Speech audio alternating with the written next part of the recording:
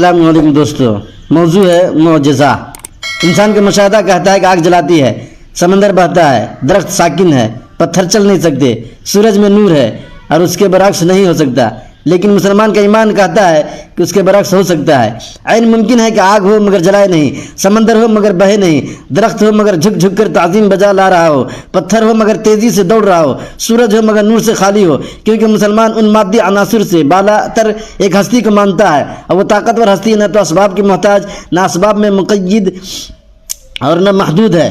وہ ہستی ظاہری اسباب کے بغیر بھی سب کچھ کر سکتی ہے۔ اس طاقتور ہستی کا حکم ہر چیز پر چلتا ہے، زمین و آسمان پر اس کا حکم چلتا ہے، پہاڑوں اور صحراؤں پر اس کا حکم چلتا ہے، آگ پانی اور ہوا پر اس کا حکم چلتا ہے، فضاؤں میں اس کا حکم چلتا ہے، انسانوں جنوں اور فرشتوں پر اس کا حکم چلتا ہے، چرندوں پرندوں اور درندوں پر اس کا حکم چلتا ہے۔ وہ قادر مختار ہستی اگر دریاؤں کو حکم دے تو وہ پایاب ہو جاتے ہیں، وہ پہاڑوں کو حکم دے تو ان سے چشمے ابلنے لگتے ہیں، وہ درختوں کو حکم دے تو چلنے لگتے ہیں، وہ آگ کو حکم دے تو وہ بردم و سلامن بن جاتی ہے، وہ صحراؤں کو حکم دے تو ان کی وسعتیں سمٹنے لگتی ہیں، وہ ہوا کو حکم دے تو آندھی اور طوفان بن جاتی ہیں، وہ کنکریوں کو حکم دے تو وہ بولنے لگتی ہیں، وہ عصا کو حکم دے تو سانپ بن جاتا ہے۔ یہی تو معجزہ ہے۔